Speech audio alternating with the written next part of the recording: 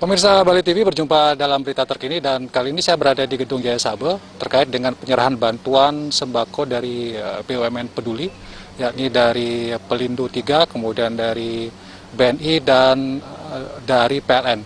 Ada sebanyak hampir 1.500 paket bantuan yang diserahkan dan Gubernur menyerahkan bantuan ini kepada kelompok warga yang ada di Bali. Berikut pernyataan Gubernur Bali, Pak Wayan Koster, terkait penyerahan bantuan ini. Ini dalam rangka penanganan dampak COVID Corona terhadap masyarakat.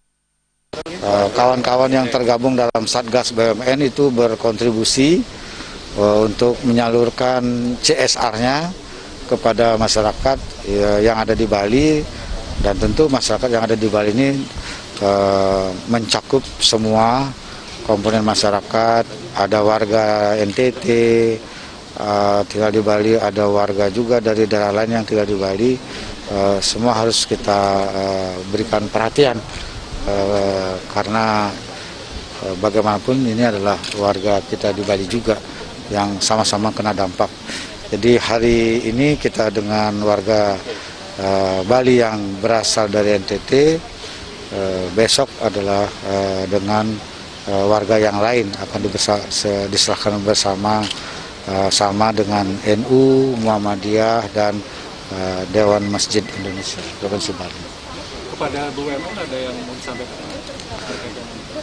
Tentu kita mengucapkan terima kasih kepada BUMN sebagai komitmennya dan kontribusinya kepada warga kami di Bali. Dan kita berharap agar bantuan ini betul-betul bisa dimanfaatkan dengan baik, bisa membantu masyarakat, dan tentunya kita berharap agar masyarakat juga betul-betul mengenal BUMN yang telah berkontribusi kepada kita semua di Provinsi Bali ini. Gitu. Pemirsa, demikian tadi statement atau pernyataan dari Pak Gubernur Bali terkait dengan penyerahan atau penyampaian bantuan sembako kepada warga dari BUMN Peduli, dan mudah-mudahan ini bisa memberikan harapan kepada seluruh warga Bali dalam menghadapi COVID-19 ini. Demikian laporan saya dari Jaya Sabe, sampai jumpa di laporan berikutnya.